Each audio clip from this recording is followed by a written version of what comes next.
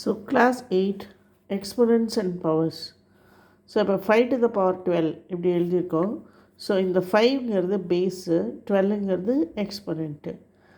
Then powers with negative exponent அப்படின்னா இந்த 12 வந்து பாசிட்டிவாக இருக்குது, இது வந்து இங்கே 10 to the power -1 சொல்லுவோம். ஸோ இது எப்படி எழுதுதுன்னா 1/10 to the power, இந்த நெகட்டிவ் பவரை பாசிட்டிவ் பவர் ஆக்கணும்னா 1/10 to the power 1. General rule என்னென்னா a to the power -1 equal to 1/a to the power 1.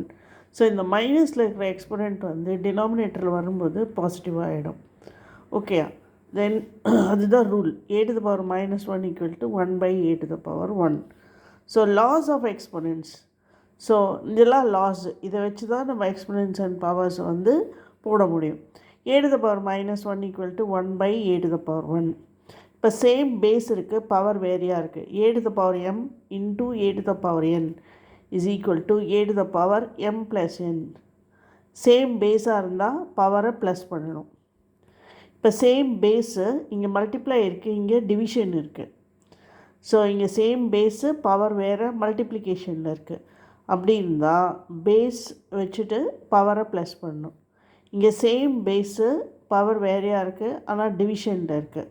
So a to the power n divided by a to the power n is equal to a to the power m minus n.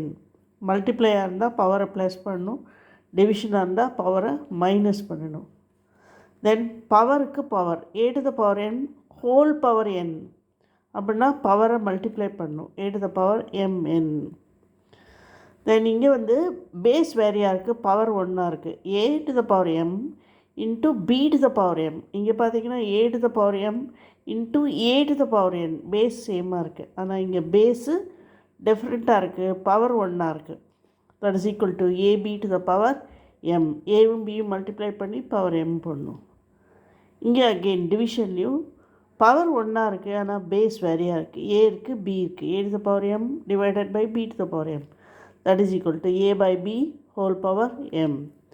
Then another important one, a to the power 0 is equal to 1. Any number raised to power 0 equal to 1. X to the power 0 நாலும் 1, 100 to the power 0 நாலும் 1, a minus b whole to the power 0 நாலும் 1.